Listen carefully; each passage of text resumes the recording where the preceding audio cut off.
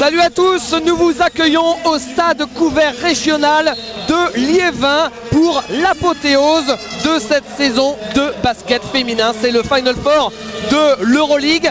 4 équipes en lice, Parme les italiennes, Gdynia les polonaises, Rosenberg les slovaques et bien évidemment Valenciennes, l'équipe de Valenciennes qui joue quasiment entre guillemets à domicile puisque les Valenciennoises, eh bien, leur salle est trop petite. C'est pour ça qu'on s'est exilé à 60 km de Valenciennes pour jouer dans ce stade couvert régional qui d'habitude accueille le plus grand meeting d'athlétisme indoor du monde. On est parti pour 3 jours de top niveau de basket féminin. L'équipe de Valenciennes va jouer à Rosenberg dans 2 petites heures. Ce sera en direct sur notre antenne. Mais tout de suite, nous avons la première demi-finale. Des moyens exceptionnels pour ce Final Four avec une triplette à mes côtés. J'ai David Bialski. Bonjour David. Bonjour David. Et Alain Jardel, l'entraîneur de l'équipe de France. Bonjour oui, Alain. Bonjour David. Alors David, parlez-nous de cette première demi-finale entre Gdynia et Parme. Parme, on les connaît bien évidemment puisqu'ils sont l'équipe qui ont sorti Bourges en quart de finale et c'est pour ça d'ailleurs qu'on les retrouve ici à ce Final Four. Et en face il y aura l'équipe de Gdynia qui est tout simplement championne de Pologne et qui est légèrement favori dans ce match. Et justement, puisqu'on parle de cette rencontre, Alain, parlez-nous un petit peu des duels qu'on va devoir suivre, surtout à l'intérieur avec l'énorme Margot Didek qui change tous les shoots et qui est une énorme joueuse, et en face Yolanda Griffiths qui a été au fait le bourreau des Berruyères. Oui, on peut le voir comme ça, effectivement. Ce sont des joueuses qui sont très connues sur le plateau. Mais je pense qu'également, il y a d'autres joueuses comme Shakirova face à Milton qui va donner un magnifique face-à-face aussi. Et je vois également un magnifique face-à-face entre Grubin, joueuse de Gdynia, et Penicheiro. Et c'est parti pour cette première demi-finale du Final Four d'Euroleague. Pour terminer cette présentation, petit rappel, ce sont les Françaises qui sont championnes d'Europe en titre, non pas les Valenciennoises, mais l'équipe de Bourges, c'était l'année dernière à Messine. Et la finale, c'était une finale 100% française entre Bourges et Valenciennes. Bourges s'était imposée sur le fil, Valenciennes à l'occasion de remporter son premier titre de championne d'Europe ce week-end. Le ballon pour l'équipe de Parme avec Penicheiro. Milton,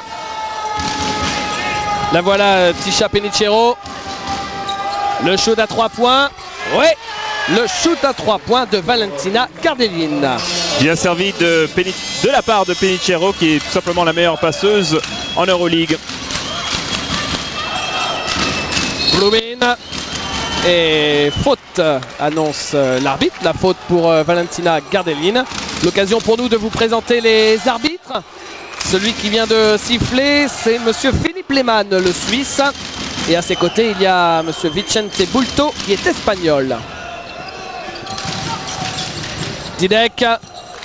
Margot Didek dos au cercle. Jolie passe.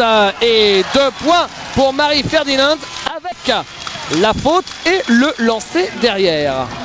C'est peut-être un aspect de jeu qu'on sous-estime de la part de Margot Didek, c'est qu'elle arrive à faire des passes, surtout qu'elle attire énormément d'attention en général. On va lui envoyer des prises à 2 et ses coéquipiers vont se régaler. Le lancer bonus réussi par la jeune américaine Marie Ferdinand. Elle est sortie l'année dernière d'université. Yolanda Griffiths. Avec Gardelin. Et une faute loin du ballon, annonce Philippe Lehmann. La faute, c'est pour la numéro 15, a-t-il dit.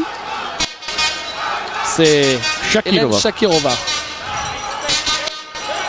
On a vu un gros travail physique de la part de Shakirova à l'intérieur pour essayer d'empêcher que son vis-à-vis prenne la bonne place. Milton, shoot très difficile, mais du rebond offensif avec Yolanda Griffiths et finalement une faute alors que les joueuses essayaient de récupérer cette patate chaude. La faute, c'est celle de Delisha Milton. Ouais, il y avait un rebond offensif, mais il y avait Margot Didek à l'intérieur. Domine.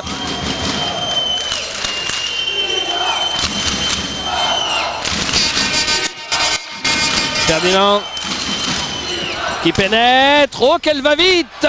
Elle est un petit peu courte sur son lay-up.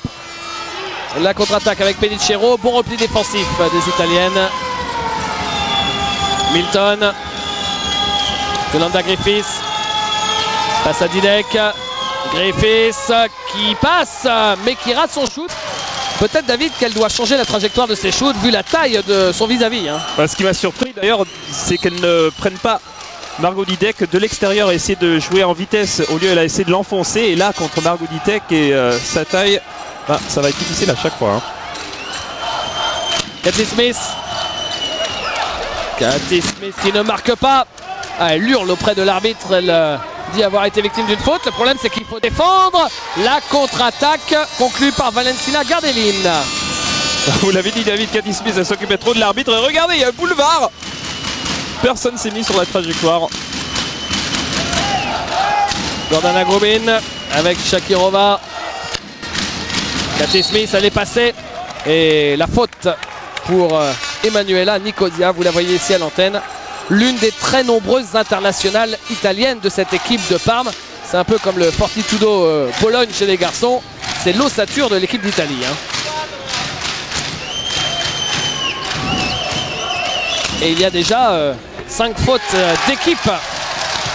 Et 3 points réussis pour Cathy Smith. Ouais, attention, c'est la meilleure marqueuse en WNBA. Elle n'a pas les mêmes stats ici en Europe, mais elle est capable. Penicero, la pénétration.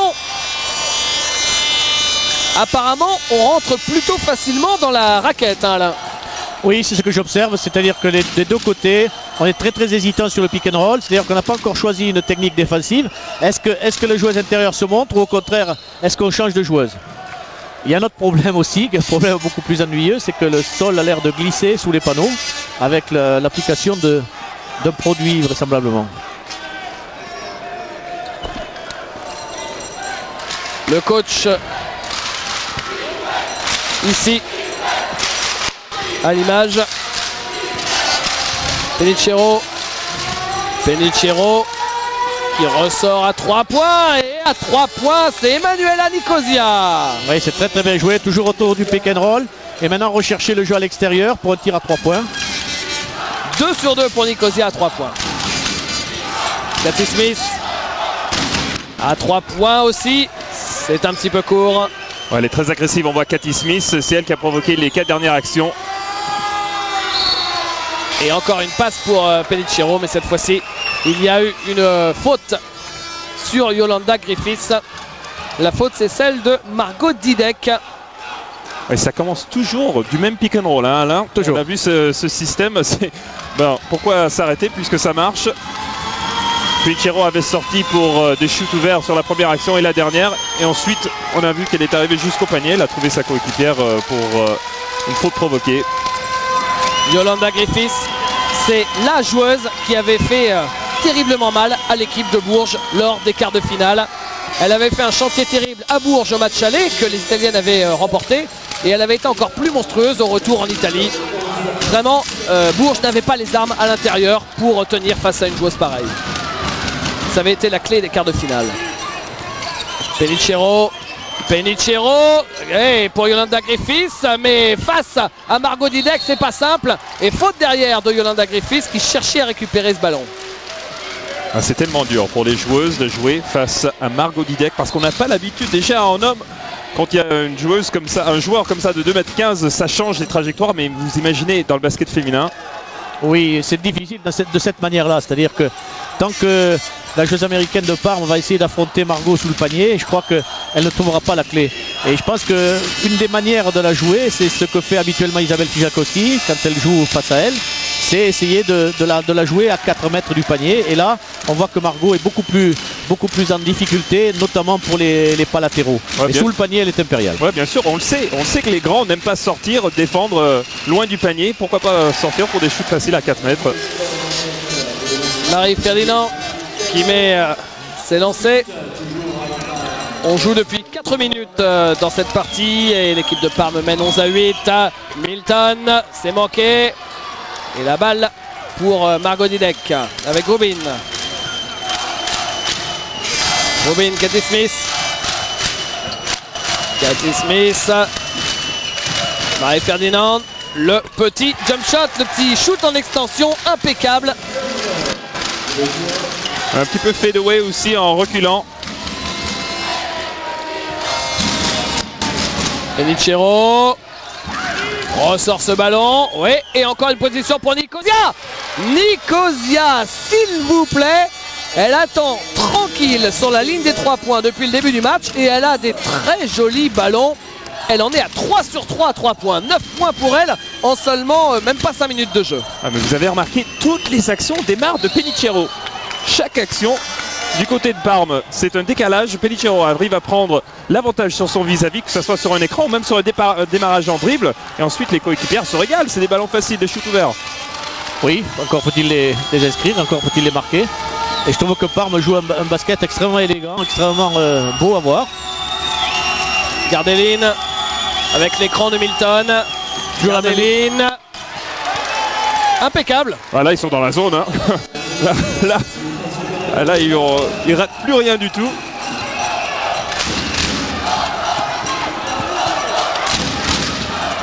L'équipe de Gdynia avec Shakirova.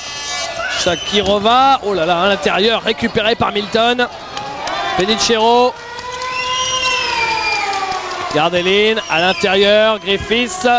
Cette balle est un peu haute pour Nicosia. Penichero.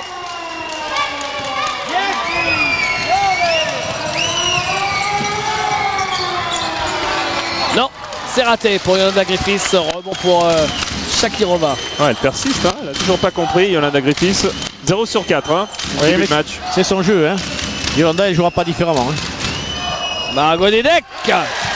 Oh, c'est inarrêtable. Hein. C'est absolument inarrêtable. Margot Didek, quand on défend dessus. C'est le premier ballon, si je ne m'abuse. Ouais, et c'est son premier shoot et son premier panier. 16-12, plus 4 pour les Italiennes. Et voilà le premier shoot longue distance manqué par les Italiennes. Gobin.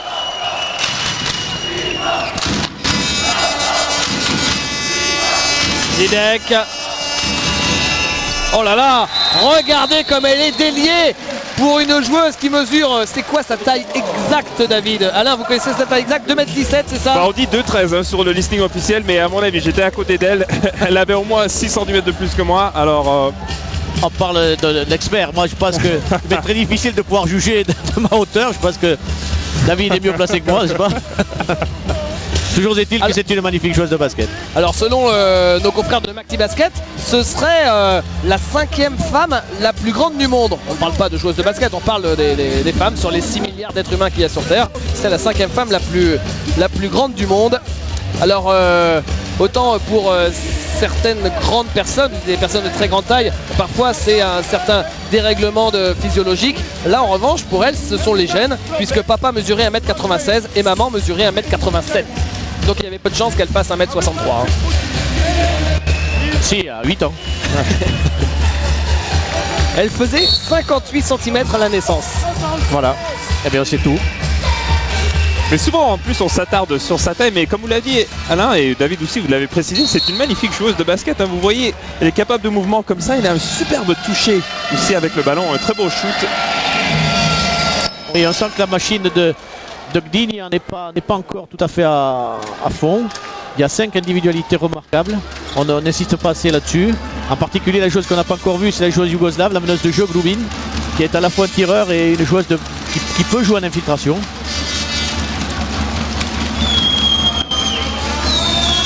Penichero et ben justement Gordana Glubin, puisque vous en parlez Alain.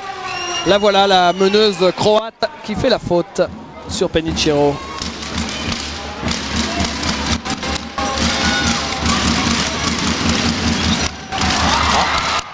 Interception et 2 points pour Marie-Ferdinand.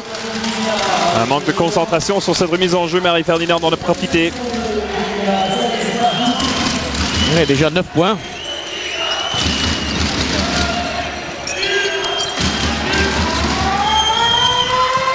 Gardeline. Ballon perdu. Et l'équipe de Gdynia là qui a l'occasion de passer devant. Regardez. Non. Marie-Ferdinand, c'est raté. Récupéré par Penichero. Penichero qui perd le ballon. Milton.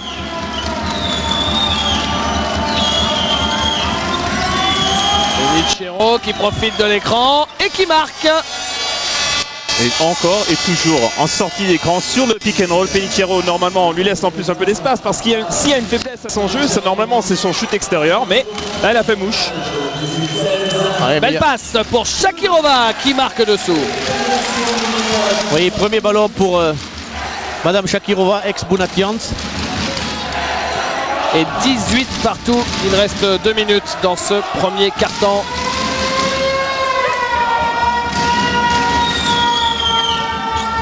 Milton. Gardeline. À 3 points. David, vous parliez du shoot extérieur de Penicero. Ah bah j'avais rien dit, hein, je sais pas. Et là en plus, je peux vous dire qu'au moins par sa réputation, j'avais raison. Parce que la défenseuse n'avait même pas levé les mains. Eh ben elle aurait dû. Hein. Ouais. Et là, petite incompréhension entre Grubin et l'une de ses coéquipières.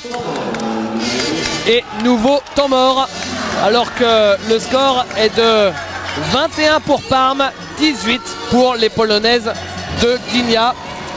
Je profite de ce temps mort pour vous rappeler que les deux équipes étaient dans la même poule. Et chacun a gagné à domicile puisque les Italiennes ont gagné de 14 points chez elles. Et les Polonaises ont, elles, gagné de 8 points en Pologne. Apparemment il y a une ambiance d'ailleurs très chaude dans cette salle à Gdynia. J'ai eu la chance de parler un petit peu avec les dirigeants de ce club. Bon, c'est pas une salle énorme, mais 1500 spectateurs, mais d'ailleurs il y a plus de 3/4 de supporters qui sont venus, plus de 200 supporters qui sont venus, qui ont fait le déplacement de Pologne pour suivre leur équipe jusqu'ici. Ils sont partis lundi, non? Ouais. En plus c'est tout au nord de la Pologne, hein. Gdynia, c'est juste à côté de Gdańsk. Il faut être motivé, hein. Retour des deux équipes sur le parquet alors que les supporters de Valenciennes, là ce sont les supporters de Gdynia. Alors Alain nous faisait remarquer, tout le monde joue en jaune sur ce week-end. Faut pas se tromper entre les bandes de supporters. Oui, jaune et bleu. C'est la couleur à la mode pour ce Final Four. Ouais, je vous parlais des supporters de Valenciennes qui attendent évidemment leur équipe. C'est la deuxième demi-finale contre Rosenberg. Et d'ailleurs, à la fin de ce premier quart-temps, donc dans une petite minute, le président de Valenciennes, Francis de Courrières, va venir nous parler et nous appâter un petit peu avant la demi-finale de ses protégés. Mais d'abord, on a 1 minute 28 à vivre ensemble avant la fin du premier quart. Oui, petit événement, le premier changement de joueuse avec l'entrée en jeu du côté de Gdynia de Pantelieva. Et un passage en défense de zone d'ailleurs de cette même équipe polonaise. Penicero, Nicosia, Penicero, il reste 6 secondes. Milton qui essaye de passer ligne de fond. Ça c'est plus ennuyeux, oui. Troisième faute de Shakirova si je ne m'abuse. Troisième faute avant même la fin. Non, deuxième. Autant pour moi. Pardon. Et lancer franc donc pour de Lisha Milton qui a été championne en WNBA avec les Sparks de Los Angeles l'été dernier. Vous l'avez peut-être vécu sur l'antenne de Pathé Sport puisqu'on vous avait montré les playoffs de WNBA. Ce sera même le cas encore cette année. L'arbitre ne siffle pas, il aurait pu siffler peut-être un passage en force à Ferdinand. Elle avait bien joué le coup la Tisha Penicero.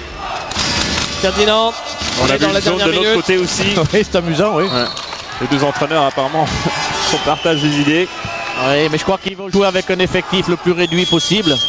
Apparemment, parce que pour le moment, l'équipe italienne a encore conservé simplement ses 5 premières joueuses. Je crois que c'est quelque chose qui sera important en bout de compte. Penicero, elle avait une position là encore une fois, Nicosia. Elle n'a pas pris le shoot. Ouais, le ballon circule très bien pour l'instant.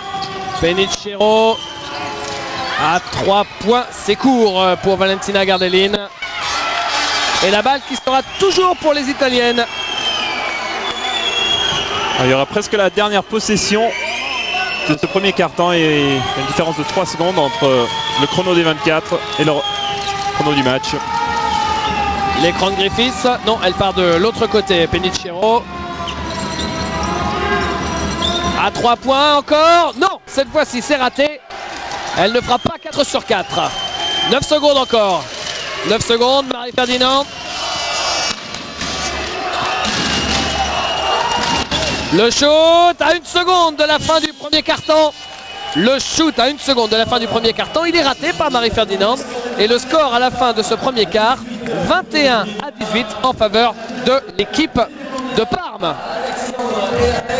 On profite de cette pause entre premier et deuxième quart-temps pour retrouver le premier de nos nombreux invités tout au long du week-end, le président de l'équipe de Valenciennes, monsieur Francis de Courrières, bonjour. Alors, président, dans quel état êtes-vous tout simplement à 2 heures de la demi-finale?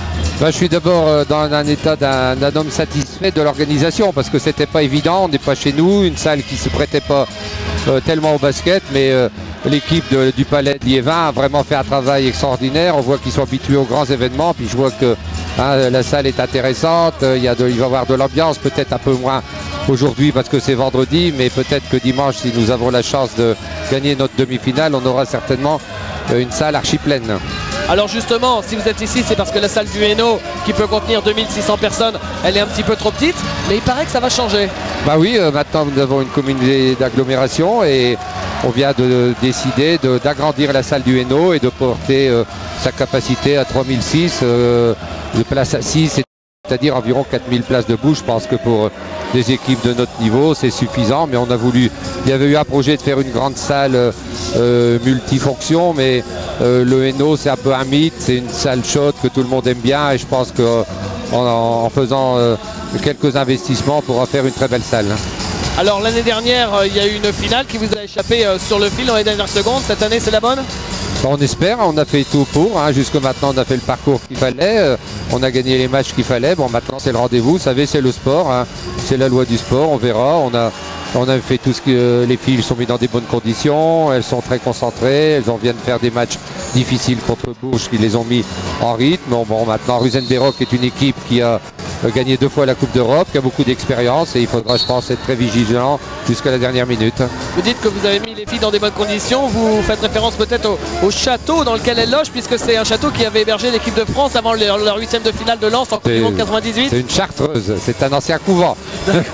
Donc c'est pas tout à fait un château, mais elles sont dans, non seulement l'équipe de France, mais l'équipe de Lens demain va se mettre au vert. Manchester United, toutes les équipes, les Leverkusen qui sont venus par ici sont allés là-dedans et il y a beaucoup de calme et de sérénité. Je pense que ça va leur faire du bien. Merci beaucoup, président, d'être passé nous voir. Ah oui, une chartreuse. Moi, je sais pas, j'y suis pas allé, David. Nous, on est dans un petit hôtel. On n'a pas la chance d'avoir de budget comme celui de Valenciennes. On est très très bien quand même. Ah oui, quand même. Cathy Smith pour le début de ce deuxième quart-temps. Et la faute sifflée contre Delisha Milton. Celle dont Yannick Louvray avait l'habitude de dire « Oh là là, elle n'arrête pas de mettre des pains ». Elle disait ça avant son quart de finale contre Parme. Pourtant, elle a la réputation, en fait, on a surnommé Sunshine, rayon de soleil. Ah bon. C'est souvent comme ça, il y a des joueurs comme ça sur le terrain, ou des joueuses bien évidemment qui sont sur le terrain qui sont absolument exécrables, et en dehors du terrain sont des crèmes. Oui, l'orage après le soleil. Benicero.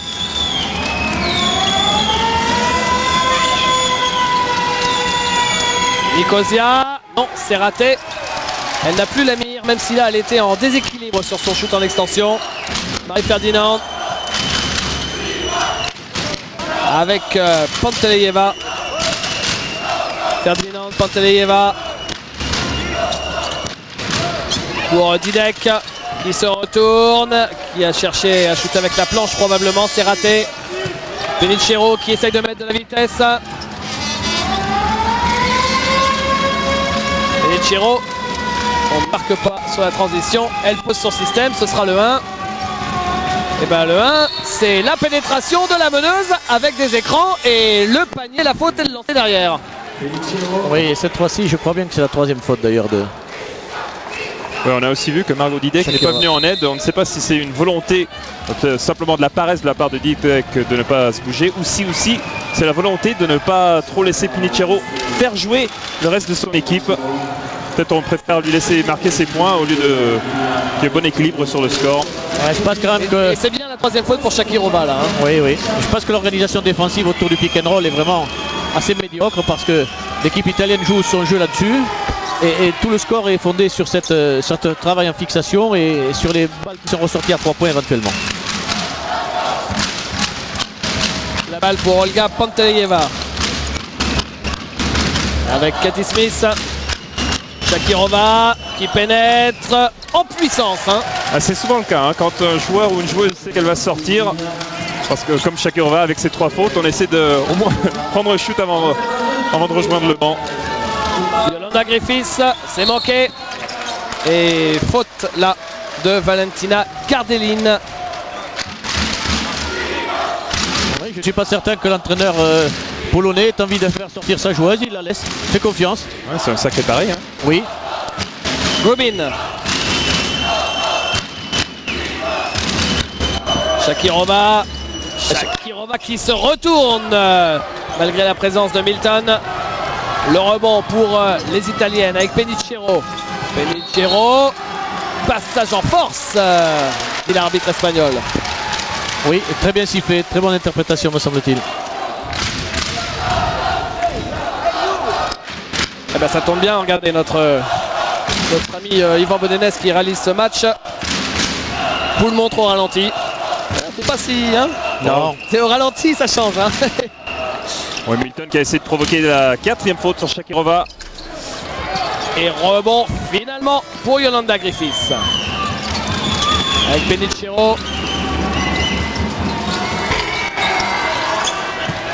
Et la balle captée par Panteleyeva. On voit que les intérieurs de Parme maintenant prennent cette chance cette option de prendre le shoot extérieur, mais ils n'ont pas du tout de réussite, que ce soit Milton ou Griffiths. 0 sur 3 pour Milton, 0 sur 5 pour Griffiths. Voilà le changement annoncé. Le changement avec l'arrivée de Bibriska et l'arrivée également de Novella Chiesaro, qui est la plus ancienne de cette équipe de Parme. La voilà, Novella Chiesaro, puisqu'elle était déjà là lorsque Parme avait remporté la Coupe Ronchetti en 95. Elle avait perdu la Coupe Ronchetti en 95 d'ailleurs, si je ne m'abuse, contre l'équipe de Bourges. Oui, oui, oui. Et de la même manière, il y a eu un changement de joueuse également. Bibliska qui est rentré dans l'équipe polonaise. Penicero s'est manqué. Rubin.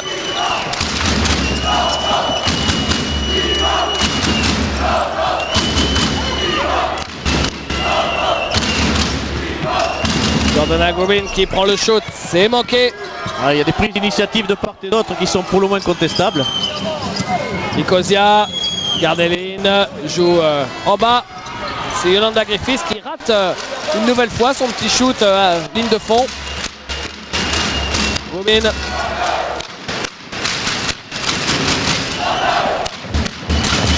Rubin avec Cathy Smith. Didek se retourne. Didek. Oh, elle a peut-être été victime d'une faute. L'arbitre a laissé jouer. Elle récupère son ballon, Margot Didek. C'est difficile ça. Elle cherchait Mivriska complètement à l'opposé. La balle sera quand même pour les Polonaises de Gdynia. C'est toujours difficile. David venait de parler de cette faute peut-être sur Margot Didek. On ne sait pas comment arbitrer les grands comme ça. Tendance à simplement les laisser jouer. Shakirova. Et Cathy Smith. On voit que c'est une scoreuse dans l'âme. Cathy Smith, elle ne se pose aucune question. Dès qu'elle a le ballon, c'est soit dribble vers le panier, soit shoot. Ouais, vous disiez, David, que c'était la meilleure marqueuse WNBA. Elle tournait à plus de 23 points par match. Griffiths. Yolanda Griffiths. Ouais, ça c'est très bien fait, mais elle est contrée. Novella Chiesaro. La contre-attaque. Bon repli défensif des Italiennes. Bibriska, elle est toute seule à 3 points. Elle prend son shoot. Elle le rate. Penicero a pris le rebond. Oui, c'est une jeune joueuse qui n'a pas froid aux yeux, je dirais. Qui prend des initiatives plus ou moins heureuses. Et on est en train d'assister maintenant à un tempo assez faible finalement. Manque de rythme, manque d'agressivité vers le panier. On joue de manière très statique de part et d'autre. Penicero, oui, encore. Et toujours le pick and roll. On est toujours puni sur le pick and roll. Et Penicero, elle fait une première mi-temps de feu avec 12 points s'il vous plaît, 4 rebonds et 2 passes décisives. Elle se régale. Hein. Elle a raison d'en profiter. On ressort pour Margot Didek. Le shoot à 3 points, il est réussi par Cathy Smith. Ouais, un tout petit jeu à 2 entre Cathy Smith et Margot Didek. Pellicero, Schiesaro, Nicosia, Yolanda Griffiths. Elle n'est pas en réussite du tout sur ses shoots, Yolanda Griffiths. Vraiment, hein. 0 sur 7, David. Oui, mais ça change beaucoup de choses, hein, la présence de Margot. Ouais, c'est ça qui m'étonne un petit peu. Quand on regarde le score, on est à égalité. Regardez la performance des Américaines. Alors, Yolanda Griffiths, vous venez de le dire, David, 0 sur 7. Derrière Milton, 0 sur 3. Et normalement, quand on joue contre cette équipe de Parme, une des stratégies qu'on emploie, c'est justement, on se dit, on va arrêter les Américaines. Et ensuite, si on arrête les Américaines, on va arrêter toute l'équipe. Eh bien, c'est pas du tout le cas, puisque les autres joueuses ont pris la relève, notamment Pellicero. Schiesaro, Pellicero, oh là là, Pellicero, c'est pas payé là, elle a été un peu gourmande, mais en tout cas c'est très très spectaculaire. Elle est en train de tout niche dans l'effectif polonais.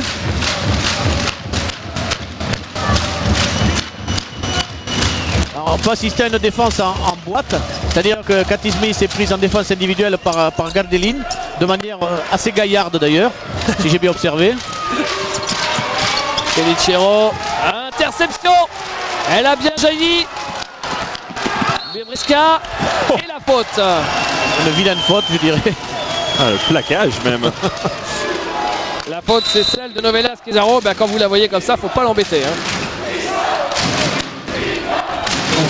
Elle aussi d'ailleurs internationale italienne. Oh oui, des piliers de la sélection de la Squadra Azzurra. Un physique à la Sapulskaya. Et lancé franc pour Agnieszka Biebriska. Elle n'a que 19 ans seulement. Vous l'avez vu avec le petit synthé. Agnieszka Biebriska. C'est l'avenir du basket polonais. Oh oui, magnifique joueuse.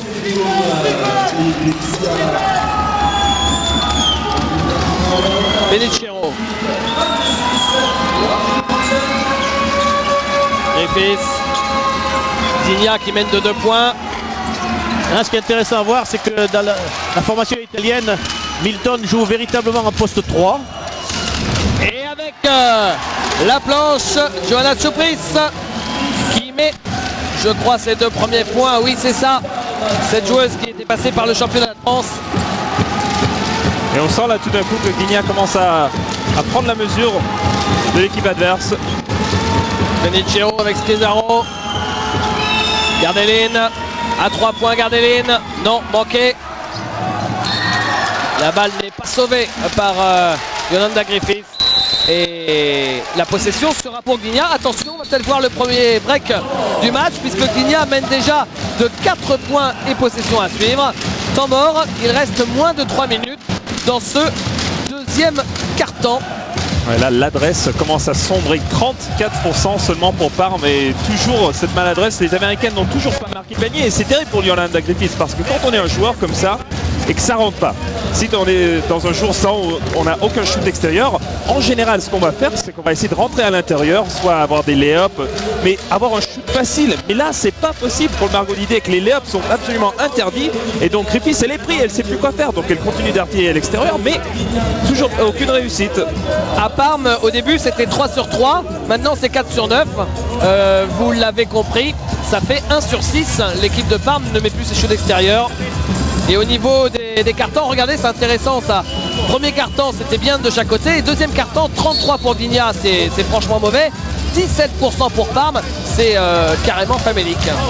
Parce qu'on avait vu en début de match, c'est Pellicero qui arrivait à bien faire jouer son équipe. On avait dit, il y avait des shoots ouverts, elle les mettait. Vous avez remarqué, c'est vrai que c'est bien quand on arrive à les mettre. Mais là, l'adresse commence à sombrer et il n'y a plus de solution à l'intérieur.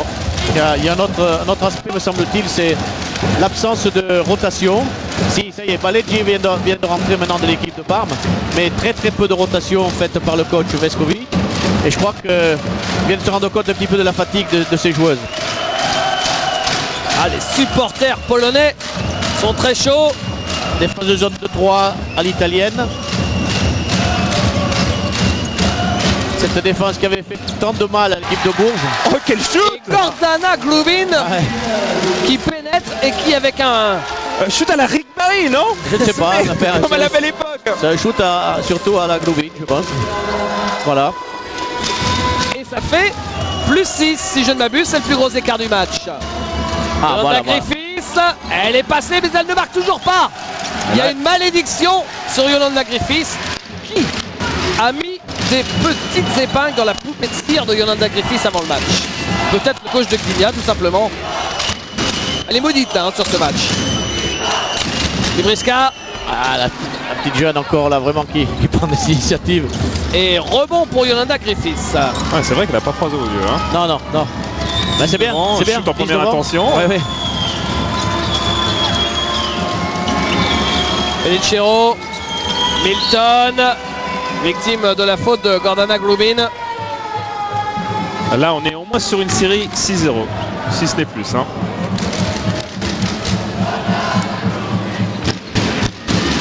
Oui, les Italiennes ont l'air de chercher un petit peu leur marque et leur second souffle pour assurer cette fin de mi-temps, pour revenir au score. Et ce n'est pas le jeu individuel Penicero qui va arranger grand-chose là. Gardeline. Baleggi, belle passe. Mais elle est un peu courte, Yolanda Griffiths, elle s'est retrouvée sous le cercle. Gardeline ne marque pas. Et c'est Milton qui récupère ce rebond offensif crucial. Même si on est seulement en première mi-temps. Il reste une 15 à jouer dans cette première mi-temps. Gardeline qui passe ligne de fond. Ressort sur la ligne des 3 points. Penicero, Gardeline. Il reste 8 secondes pour le shoot. Milton qui prend le shoot à 5 mètres. Airball pour Delisha Milton. Surtout pas elle à prendre ce tir-là, semble-t-il. Elle est obligée d'agir dans l'urgence. Griffiths et Milton à L2 par match. Elle marque 35 points. Hein. 18 points pour l'une, 17 pour l'autre en moyenne. C'est pour la deuxième mi-temps.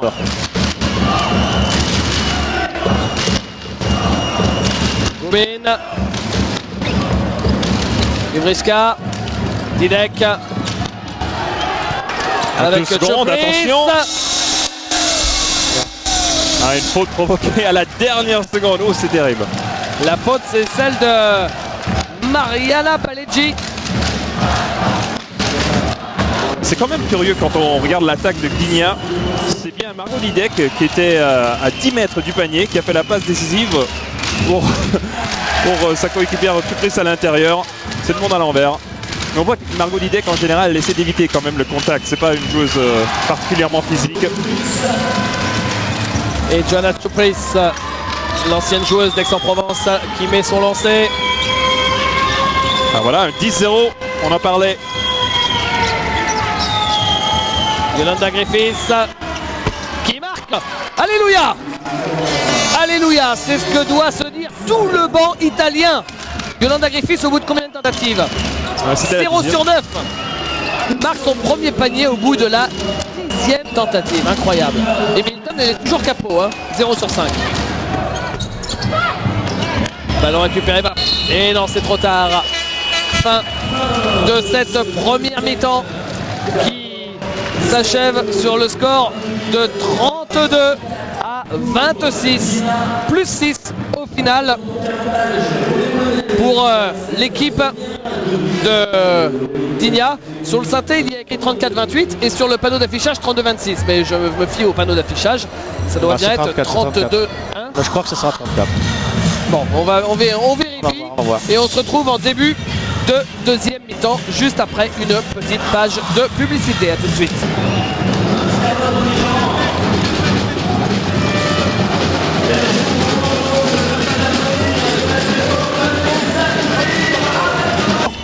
Voilà, nouveau Penicero qui essaie de jouer. Et je trouve que l'ensemble polonais est beaucoup plus solide, beaucoup plus efficace dans les intentions de jeu. D'un côté, j'imagine, Alain, l'entraîneur de Parme, Veskovic, il doit se dire mais les Américaines, elles ne peuvent pas faire une autre mi-temps comme ça. On est seulement mené de 6 points. De côté, ça doit le rassurer, non? C'est vrai. Mais pour le moment, bon, c'est le problème de Didek à l'intérieur, qui gêne beaucoup. Regardez, on recherche les tirs extérieurs du côté polonais sans aucun problème. Didek joue magnifiquement là maintenant en faisant un écran formidable. Non, je crois que Gdynia s'envole vers une victoire prévue puisqu'ils sont quand même relativement favoris. Parce que là, effectivement, c'est le plus gros écart du match. Et pour Griffiths, ça continue, la gabegie au tir, le plus gros écart du match, plus 9 en faveur des Polonaises.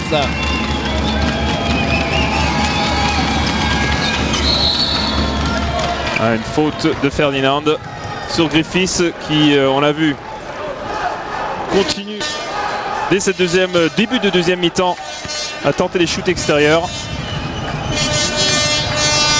Pourtant, en plus, c'est pas un shoot classique, hein, celui de Yolanda Griffiths. C'est pour ça qu'elle cherche à s'approcher beaucoup du panier. Elle est beaucoup plus forte dos au panier, surtout dans le double pas. Elle peut partir à droite, elle peut partir à gauche. C'est une joueuse de rebond également. Là, elle est vraiment dérangée dans son basket. Penichero. Et ballon perdu. Ça, c'est un ballon perdu qui fait très très mal. Non, elle essaie de trop en faire là, Penichero. On avait vu en première quart-temps, vous vous souvenez, ses statistiques, c'était plus ou moins les mêmes que maintenant. Elle était à 9 ou 10 points. Là, elle en est à 12. Là, c'était sympa, mais pour la photo. Mais si la balle va dans les tribunes, ça ne sert pas à grand-chose. Rubin avec Cathy Smith et la bâche. Non, la faute, annonce l'arbitre. La faute, c'est celle de Yolanda Griffiths et c'est Yolanda Griffiths, sa première faute. On ne sait plus, oui, c'est la première, oui.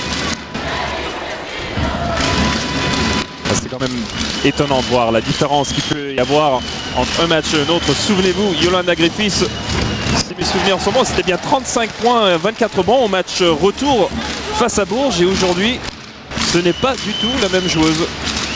Oui, mais dire les problèmes que lui pose Didek justement, voilà, dans ça. son Dans jeu. le basket féminin, le problème de Didek est quelque chose qui est très très difficile à résoudre. Parce que c'est une femme qui mesure aux alentours de 2,15 m, ça correspond pratiquement à un homme de 2,30 m. On sait que les jeunes filles et les femmes ont beaucoup moins de détente verticale. Donc la taille a une importance considérable.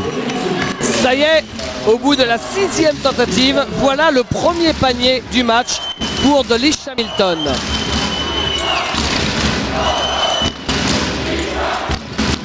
Margot Didek avec Cathy Smith. Cathy Smith, c'est raté. Et faute sur le rebond offensif. Et c'est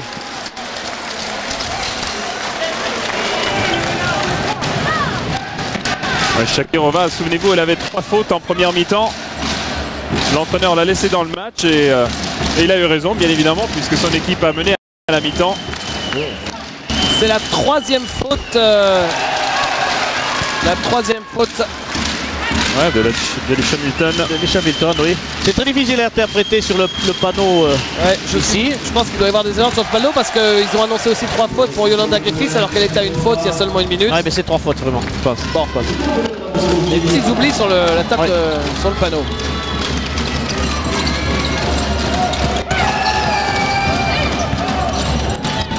Oh, il va y avoir 3 secondes de mi-temps. Et il y a reprise de dribble. Là. 3 secondes, annonce. Oh, il y a 3 secondes, il y a reprise de dribble, il y a tout ce qu'on voudra. Ouais, faites votre choix. Hein. Avec 10 points d'écart et toujours les mêmes difficultés. Hein. Et la balle pour Gordana Grubin.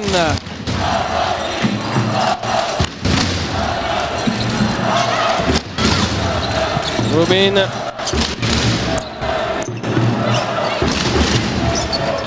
Ouais, c'est bien fait pour Didek. Il y avait une petite faute apparemment. Parce que la balle qui redescend, regardez. Là, évident sur le ralenti. Penichero avec Yolanda Griffiths.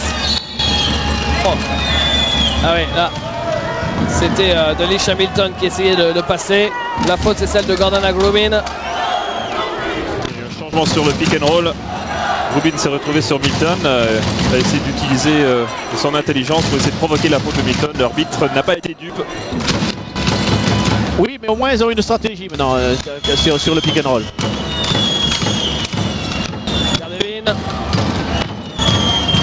Dudley Hamilton en tête de raquette, 2 points. Ah, deuxième tir réussi de suite pour Dudley Hamilton. Ouais, attention à son réveil. On l'avait dit, elle ne pouvait pas nous refaire la première mi-temps qu'elle avait fait. Et nouvelle faute, annonce l'arbitre. Et cette fois-ci, c'est la quatrième. La quatrième pour Dudley Hamilton. On la voit ici à l'image, la championne olympique en titre. Elle a été championne olympique à Sydney. Aux côtés d'ailleurs de Yolanda Griffiths. Toutes les deux étaient dans l'équipe américaine. Et là, la balle est rendue à l'équipe de Parme. Et il y avait Cathy Smith qui joue dans l'équipe en fait. 3 championnes olympiques en titre sur le parquet actuellement.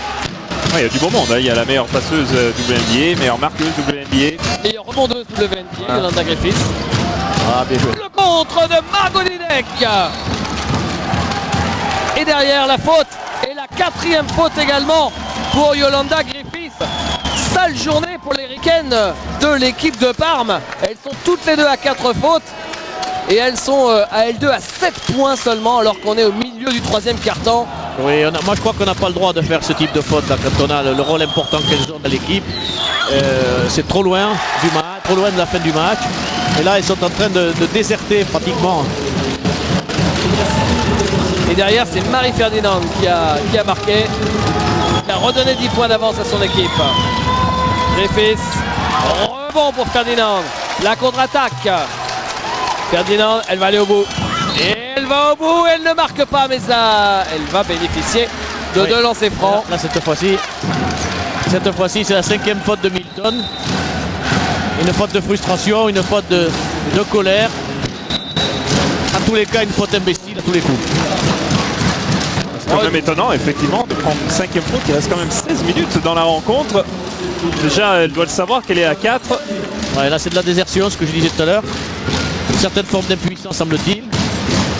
Rayé de la carte avec 4 points et 4 rebonds pour une joueuse de son gabarit qui d'habitude vaut 15 points par match. Quel manque à gagner, serait-on tenté de dire, pour l'équipe italienne. Alors que là, au lancer franc, c'est Marie Ferdinand. On a du mal à voir comment Parme va pouvoir revenir dans le match sans Milton. Michero, la faute de Marie Ferdinand. On la voit cette faute. Marie Ferdinand, avec un nom pareil, on pourrait penser qu'elle est française, mais non, elle est bien américaine, on vous l'a dit, toute jeune, 23 ans. Elle est sortie l'année dernière d'université, donc c'est sa première expérience professionnelle en Pologne. Elle est sortie de l'université de Shaquille O'Neal, puisqu'elle sort de LSU, Louisiana State University. Bon, sauf que le Shaq, c'était il y a 10 ans. Penichero. Et tiens, puisqu'on parle d'université, Penichero, elle est sortie de Old Dominion en 98. Oui. Vous dites Old Dominion, c'est quoi ça? Et bien, oui. c'est l'université de Lucienne Berthieu. Lucienne Berthieu. Qui a été drafté récemment par Seattle. Le shoot est manqué et la balle, Monsieur Lehmann donne la balle finalement aux Polonaises. C'est amusant de voir l'utilisation de Didek comme passeur. Il joue assez loin du panier. Il fait des écrans. Voilà, comme c'est le cas ici. Cathy Smith, c'est court. Elles sont 2. Oh là là. Là, on touche au n'importe quoi. Elles sont 2 au rebond. Les joueuses de Gdynia étaient à 8 mètres. Et elles ont sorti. Regardez ça. Voilà, elles sont à la bagarre. Peut-être qu'elles jouent leur stade personnel. Non, je plaisante bien sûr, mais quand même, ça fait vilain. Hein. Ouais, quand ça va mal, tout va mal. Comme cette dernière action, Cathy Smith qui conclut. Et l'écart qui grimpe. On est à plus 13 maintenant. Gardeline avec Penichero. Penichero. Ressort extérieur. Faut que ça rentre pour garder un peu d'espoir. C'est raté. Allez, tout à l'heure, ça marchait bien. On a l'impression que le jeu de Parme est vraiment stéréotypé. Hein. C'est Penichero soit en pénétration avec l'aide d'un pic, ou même tout seul qui essaie de pénétrer et ensuite provoquer des fautes ou faire la passe. Donc il n'y a pas de jeu sans ballon, il y a trop de jeux en pénétration, trop de jeux avec le ballon en drive. Il n'y a pas assez. Il n'y a pas d'écran finalement voilà, aussi. Très peu de jeux sans ballon. Là, elle va essayer de forcer encore. Voilà. Faute offensive de Pedicero sur Marie-Ferdinand. Un peu comme la faute qu'on avait vue en première mi-temps de Hamilton. Utiliser la main gauche pour se créer de l'espace.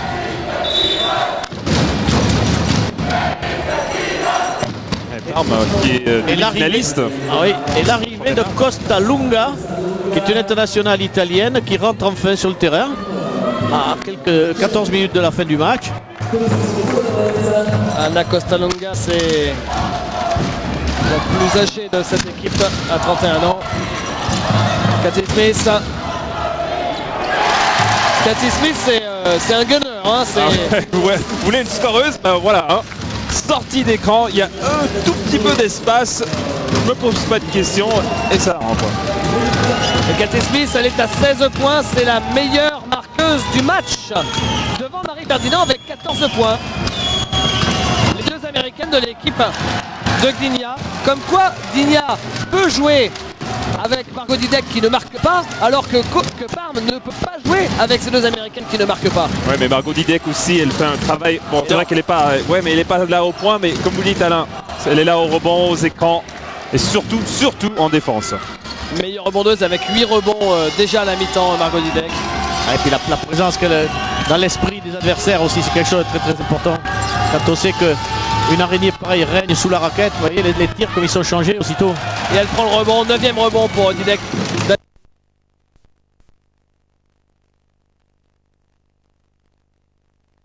Alain à Margot Didek parce que 1 sur 13, Griffiths, ça ne lui est pas arrivé depuis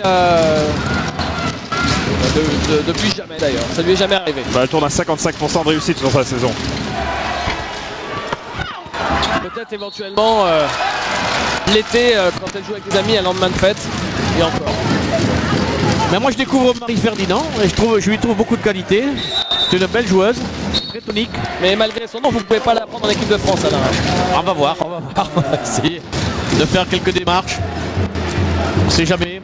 Temps mort avec ce plus 15 en faveur des Polonaises de Gdynia, 48 à 33. Alain, une question toute simple, est-ce qu'à votre avis le match est plié à 13 minutes de la fin? Le match il est plié, je vous l'avais annoncé déjà il y a quelques minutes au début de la deuxième mi-temps. Tout le problème maintenant c'est de savoir ce que va faire le coach polonais. Est-ce qu'il va par exemple sortir Margot Didek pour la reposer dans l'hypothèse d'une finale qui lui tend les bras? Est-ce qu'il va au contraire garder Margot pour assurer le match? Est-ce qu'il va changer et faire jouer d'autres joueuses? C'est tout le problème, c'est ce qu'on va voir certainement dans le dernier quart-temps. Rappelons pour mémoire que si les Italiennes ont longtemps dominé le basket européen, avec notamment dans les années 90, 2 titres italiens en Euroleague avec Com en 94 et 95, eh bien le basket polonais n'a jamais remporté le titre suprême chez les clubs. Il n'y a jamais eu de club polonais champion d'Europe. Ouais, il y avait quand même Poznan qui a terminé 3e, mais c'était en 93. Mais c'est vrai que ça serait une belle consécration pour eux. Mais la fédération polonaise s'organise pour créer une ligue qui est une ligue professionnelle intéressante. Apparemment, les matchs féminins sont traités de la même manière par les médias que les matchs masculins en Pologne. Ils n'hésitent pas à faire appel à une main-d'œuvre étrangère et tant qu'à faire à choisir les meilleures joueuses possibles, ce qui est le cas par exemple de Cathy Smith, de Shakirova, de Miss Ferdinand que je ne connaissais pas, de Grubin bien entendu, qui est quelqu'un de très connu en Europe. Et effectivement, c'est pas une surprise de les retrouver vraisemblablement dans une finale qui leur tend les bras. Une équipe de Gdynia qui compte 5 nationalités. Il y a évidemment les Polonaises et les Américaines, vous les avez vus. Il y a Pantelejeva et Shakirova qui sont russes, Grubin qui est croate, et il y a Altorius qui est danoise, qui n'est pas rentré en jeu. Yolanda Griffiths avec Costa Lunga. Et on est allé au bout des 24 secondes. On a vu encore une fois la difficulté de la part de l'équipe de Parme de mettre une attaque en place. Le ballon circule, mais on n'attaque pas le panier. Ouais, mais là, j'ai l'impression qu'elles ont vraiment un coup derrière la tête, les Italiennes. Elles ont compris que ça serait difficile maintenant avec 17 points de handicap et seulement 33 points inscrits.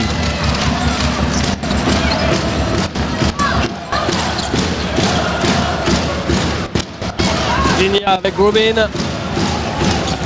Grubin, Cathy Smith. Oh là là là là là là là là. Cathy Smith c'est énorme. Cathy Smith, elle est à 19 points, à 64% s'il vous plaît. Un 7 sur 11 au shoot. Il n'y a pas beaucoup de déchets hein, pour une scoreuse. C'est quand même assez rare d'avoir un pourcentage pareil hein, quand on prend un shoot quasiment dès qu'on a la balle. Parce que forcément les défenses commencent à s'habituer.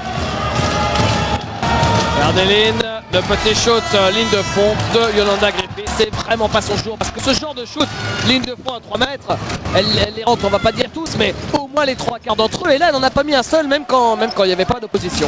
Cette idée quand même pas lever les bras.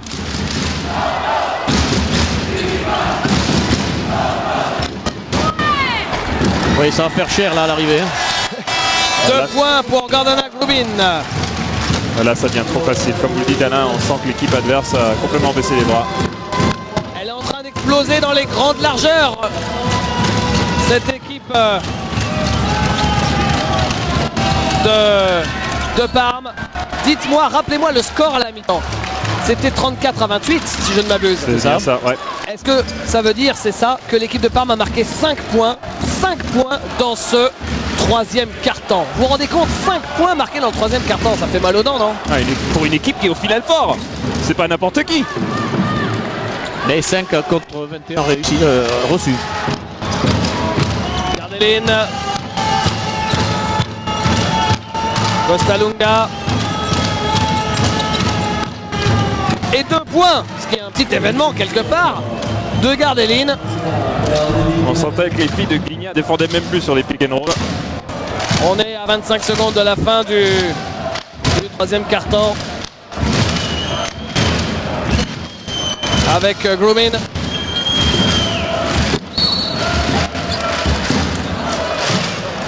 Ouais, qui arrive à provoquer la faute loin du panier. Pour 2 lancers francs. Encore une fois, on a l'impression que c'est une faute de frustration de Gardeline.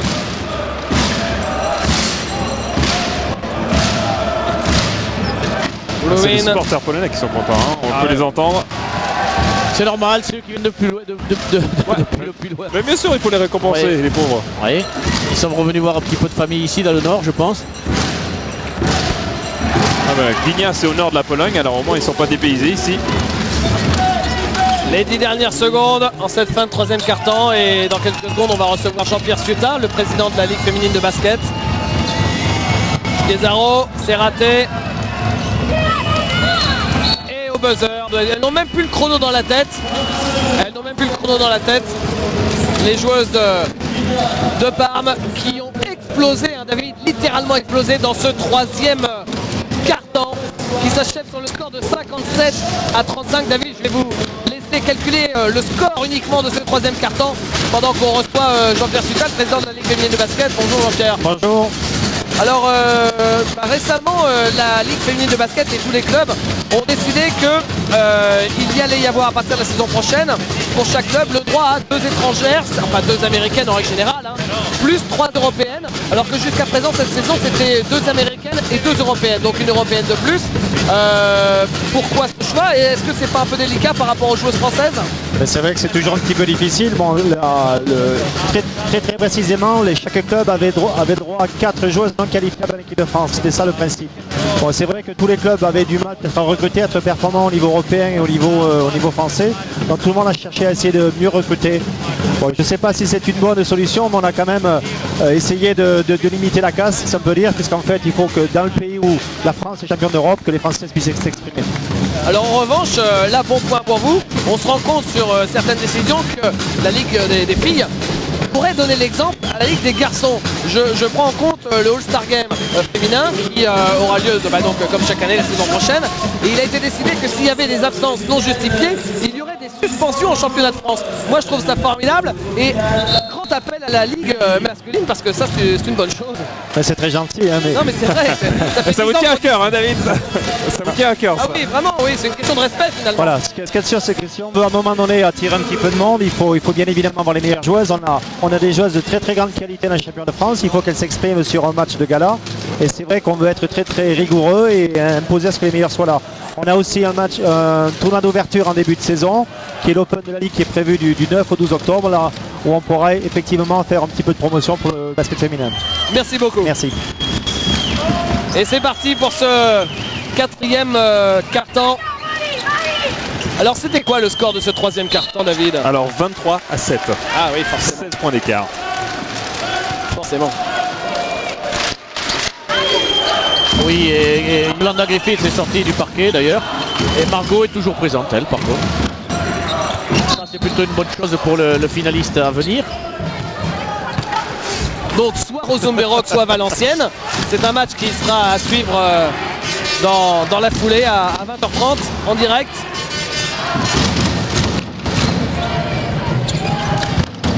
Gardeline, Desaro, Baleggi qui passe et qui marque. Et oui, qui montre la manière d'attaquer contre Didek. Effectivement, c'est comme ça qu'il faut la jouer. Bon, on a l'impression aussi que Didek n'a pas vraiment Tout à fait, défendu. tout à fait. Là, elle est en train de gérer à la fin du match, pas envie de prendre ses fautes, pas envie de se blesser. Ouais, elle est en train de se demander ce qu'il y a à la télé ce soir. Ferdinand. Cathy Smith. Elle va prendre un shoot. Ah non, là vraiment elle ne pouvait pas. Et Didek qui marque. Ce qui est étonnant, moi je trouve sur l'attaque de Gligna, c'est qu'on ne se sert pas tellement de Didek comme point de fixation à l'intérieur. Alors là, on lui a donné le ballon simplement parce que Cathy Smith ne pourrait rien faire d'autre. Mais rarement on lui donne le ballon, on lui laisse travailler ensuite pour qu'elle ressorte. On peut dire la même chose de Shakirova d'ailleurs. Ça veut dire que les trois joueurs extérieurs sont très gourmandes là, hein, que ce soit Ferdinand, que ce soit Grubin, la menace de jeu, ou que ce soit bien entendu Cathy Smith.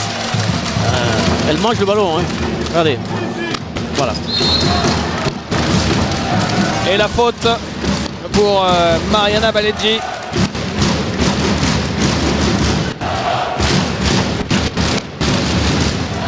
La balle qui sera remise en ligne de fond. Bon, du côté de Parme, on a évidemment compris que le match était plié, qu'on jouerait pour la 3e place dimanche, donc on fait rentrer tout le banc. Et 2 points de plus pour Didek. Vous savez que Didek, la saison dernière en WNBA, ça a été, on la voit ici à l'image, ça a été la seule joueuse de toute la saison à avoir réussi un triple-double dans la saison. Alors le triple-double... Expliquez-nous un petit peu, c'est un alcool fort, ça? Qu'est-ce que c'est? Je connais le 43. 2 points là pour Skezaro. C'était 12 points, 11 rebonds et 10 contres. En effet. Donc elle a dû en frustrer quelques-unes hein, lors de ce match. C'est ça alors le triple-double. Voilà, c'est ça là. Globin. Et ballon perdu par Didek. Oh là. Reprise de... Non, porte de balle, Nicosia. C'est pas un dribble tout à fait régulier. Et nouveau temps mort. Alors que le score est de 61 à 39. Moi, je sais pas ce que vous en pensez, Alain. Pour moi, l'histoire de ce match, c'est...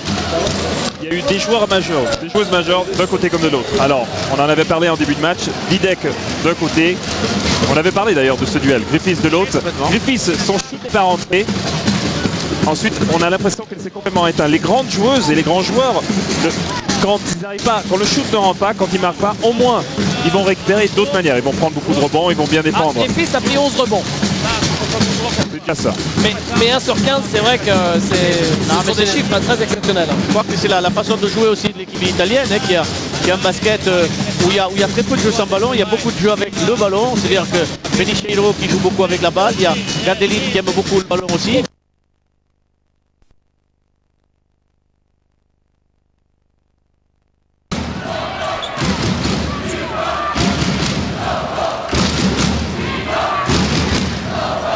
Rubin, toujours en train de travailler, on attend, il reste plus que 5 secondes. Pupchika avec le shoot. Ouh, sous la brique. Et là, ce qu'elle est en train de faire la petite là.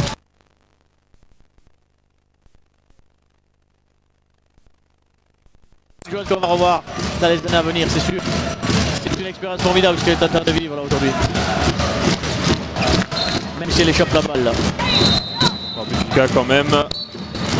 C'est vrai qu'elle n'est pas trop en réussite. 0 sur 5. Ça par contre je comprends très bien les intentions de l'entraîneur polonais. Voilà, alors on a des petits soucis les garçons. On ne nous a pas entendu pendant quelques petites minutes. C'est pour ça que on était en train de régler ça avec la régie finale, donc dites-nous en régie si tout va bien. Si tout va bien, on continue. Et toutes nos excuses aux téléspectateurs. Ça fait effectivement quelques minutes que nous on était en train de commenter dans le vide. Et pendant ce temps-là, eh bien, Paris et nos amis chargés de prod qui travaillent avec nous étaient en train d'essayer de rétablir la connexion. Donc si jamais vous avez dit quelque chose de super important sur les 2-3 dernières minutes, il faut le répéter maintenant, David, hein. De toute façon, au niveau du suspense, vous avez vu les images, à défaut d'avoir le son, encore une fois, on vous présente toutes nos excuses pour ce petit problème technique. On espère que maintenant ça va bien se passer. Quoi qu'on ait dit, de toute façon, il n'y a pas grand chose puisque le score est de 63 à 43. Il y a plus 20 pour l'équipe de Gdynia qui va officiellement dans 4 minutes 30 devenir la première équipe qualifiée pour la finale de cette Euroleague. Ce sera la première fois de l'histoire qu'il y aura un club polonais en finale d'Euroleague féminine. Antelejeva qui est au lancer. Ouais, Alain faisait remarquer que c'est toujours étrange de voir les deux intérieurs avec le club de Gdynia toujours dans le match au lieu de les reposer, faire jouer quelqu'un d'autre.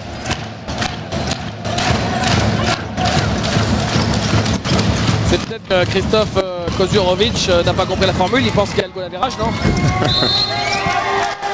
Ah, mais justement. Je vois qu'il va y avoir un changement de joueuse du côté de polonais avec l'entrée de Čubrić dont je disais tout à l'heure que l'apparition avait été, mais voilà. Margot Didek sort enfin, je dirais. Enfin, parce qu'elle est pas sortie du tout. Non. Mais elle a l'habitude de faire beaucoup de temps de jeu. Elle joue en équipe nationale, elle joue tous les jours 38 minutes, à moins qu'elle ne soit sortie pour 5 fautes avant. Spiezaro. Costalunga. Et la balle pour les joueuses de Gdynia avec Cathy Smith. Alors Cathy Smith, on la voit ici, on disait que c'est la meilleure marqueuse WNBA. Vous savez qu'elle détient un record, Cathy Smith, c'est le record de l'histoire de WNBA, le nombre de points sur un match. C'est un record plutôt prestigieux. Elle a marqué un jour 46 points sur un match, Cathy Smith, face à l'équipe de Los Angeles avec son équipe de Minnesota. Ouais, ce qui est bien dans une joueuse comme ça, c'est le fait qu'elle arrive à se fondre dans un collectif. Parce qu'une joueuse comme ça, on se dit meilleure marqueuse NBA, comment est-ce qu'elle va réagir quand elle va arriver dans une équipe? Eh bien, ses stats, c'est seulement 13 points dans cette équipe, mais on voit qu'elle arrive, bon aujourd'hui c'est vrai qu'elle a pris beaucoup de shoot, mais qu'elle arrive justement d'attendre les bons moments pour les prendre. Et on vient d'apercevoir la sortie pour 5 fautes de Yolanda Griffiths. Comme ça, le tableau est complet. Non seulement offensivement, ce aurait été la Bérésina, et en plus, les deux joueuses seront sorties pour 5 fautes, comme si, un peu comme le laissait sous-entendre Alain Jardel, comme si elle voulait s'échapper de ce match au cauchemar. Pour ce qui concerne Milton, ça c'est sûr, peut-être un peu moins sûr pour Griffiths. Penicero. Costalunga qui prend le petit shoot en extension, oui.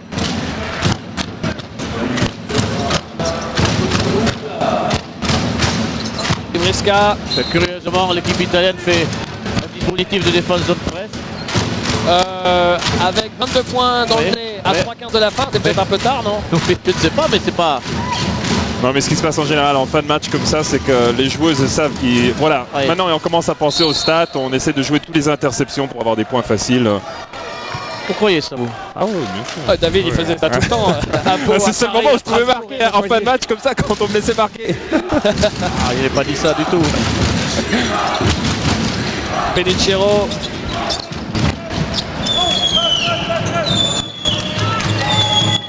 Costalunga. Penicero à 3 points. Oui. 3 points pour Penicero qui va finir meilleure marqueuse italienne. Elle est à 16 points pour l'instant. Et surtout, c'est la seule joueuse italienne qui est au-dessus de la barre des 10 points au final. La seule qui est arrivée à surnager, on a envie de dire. Oui, mais dans un registre extrêmement individualiste quand même. C'est-à-dire que ce sont des points, évidemment, ils comptent les points. Ils sont inscrits, il y a 16 points. Mais il y a beaucoup de jeux individuels.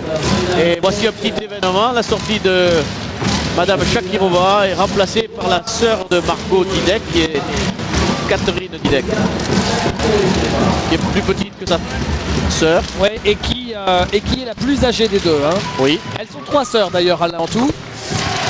Et 2 évoluent au sein de l'effectif professionnel de Gdynia. Oui, mais la troisième est très très jeune, elle est très grande aussi. Cathy que nous voyons ici mesure 2 m 2 quand même. Cathy Smith. Cathy Smith. Et toujours la petite jeune, voilà. Et la balle finalement pour Spiezaro avec Costalunga. Costalunga. Oui. Joli shoot parce qu'il fallait s'adapter aux grandes qui étaient venues au contre. Ouais, défense combative là, c'est dommage que j'ai pas montré ça un peu plus tôt, je trouve. Même si là c'est une faute, je sais pas, je ne comprends pas très bien les intentions. La faute sur Katarzyna Didek. On a l'impression qu'ils n'ont rien tenté, c'est surtout ça, oui. de Parme.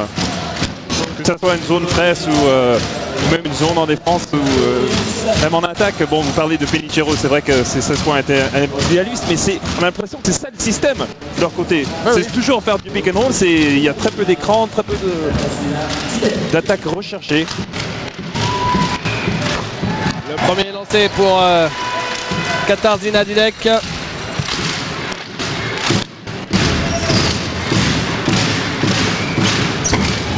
Les deux lancés. Et la balle pour Penicero. Techniquement, un shoot de démonstration là. 2 minutes à jouer. Penicero. Il prend le shoot. Elle va finir à 50%. Cathy Smith.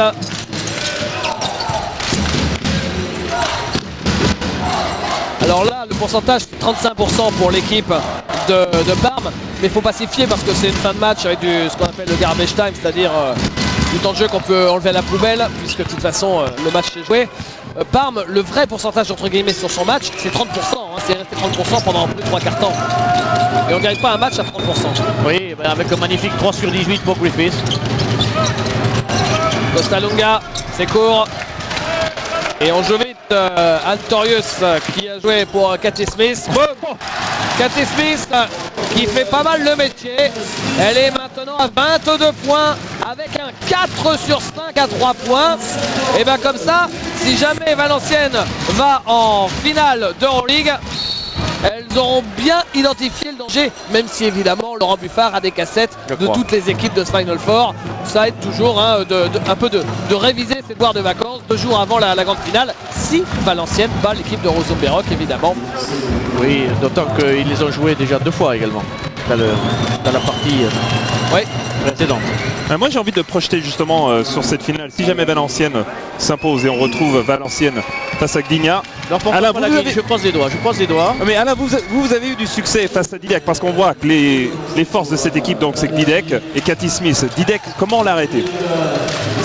Pour moi, Didek, comme je l'ai dit souvent, pose moins de problèmes offensifs que défensifs, contrairement à ce qu'on imagine souvent. Et je crois que Isabelle Fijalkowski a une manière tout à fait remarquable de jouer face à elle. Chaque fois qu'elle joue face à elle avec l'équipe nationale en particulier. Et la dernière fois que j'ai vu le match à Valenciennes de Gdynia, j'ai trouvé qu'elle avait fait un match superbe. Mais je pense qu'il ne faut pas manger la... Comment dit-on? Vendre la peau de l'ours, c'est ça? Hein, donc, Qui est 0 à 3 points. Je crois qu'il faut surtout parler de...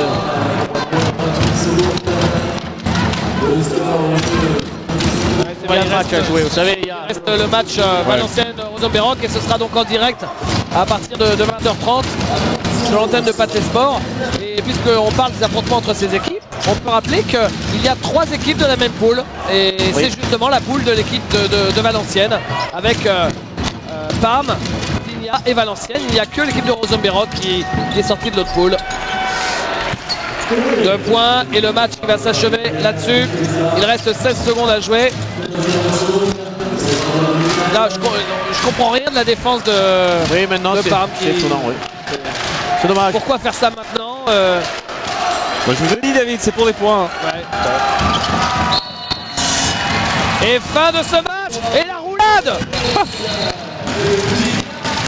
la roulade du coach. Il a fait le malin, il s'est fait reprendre de voler par Philippe Lehmann. Faut que je retienne ça. Il a fait une roulade. Alain, à quand la roulade? Écoutez, en finale du championnat du monde en Chine. D'accord. Alors, si vous êtes champion arrière, alors je ferai... D'accord. Voilà. 74 à 57. Cela nous fait quoi? 17 points d'écart au final. 17 7 points d'écart au final. L'équipe de Gdynia est la première équipe qualifiée pour la finale de l'Euroleague édition 2002. Ouais, c'est simple. Hein. À mon avis, ce match se résume au non-match justement de Yolang Griffiths avec un 3 sur 18 et sans oublier Alicia Milton. C'est d'ailleurs triste hein, pour ces joueuses. Imaginez-vous au final fort comme ça, le moment où elle doit sortir le gros match. Bon, c'est vrai qu'elles ont un gros palmarès de toute façon, mais c'est dommage pour ces deux jeunes femmes. C'est dommage surtout pour l'équipe de Parme parce que Milton a 20 minutes de jeu seulement. Je trouve que c'est pas assez, ça doit faire cher, ça fait cher payer quand même la seconde. Il est sympa en tout cas, Christophe Kozurovic. Oui. Il est venu nous serrer la main à la fin du match. Mais parce que voilà. On se connaît depuis fort longtemps. Ah, vous le connaissez depuis fort longtemps. Et comme nous, on est amis d'Alain Jardel, il vient nous serrer la main maintenant. Voilà, et maintenant son adjoint. Je crois qu'il va s'embrasser bientôt. Voilà, alors attention. Hein. Merci messieurs, on est ravis pour vous, c'est formidable. Voilà, bon bah, sur ces embrassades, on va rendre l'antenne à Paris avant la deuxième demi-finale. Quelques petites statistiques pour la bonne bouche. Ouais, c'est plutôt pour les mauvaises bouches du côté de Parme avec des mauvais pourcentages. Parme en plus dominé au rebond, 10 rebonds d'écart, alors que Gdynia a paradoxalement perdu plus de ballons. Mais c'est vrai que sur un match où il y a un tel écart, ça ne veut pas dire grand-chose. Les meilleures marqueuses, coup de chapeau à Cathy Smith, 22 points à 62%. Penichiro, elle finit avec 16 points. Voilà, c'est terminé pour ce match qui opposait l'équipe de Gdynia à Parme. Parme va jouer le match pour la 3e place dimanche. L'équipe de Gdynia va jouer la grande finale. Contre qui? Soit aux Zombies-Rock, soit Valenciennes.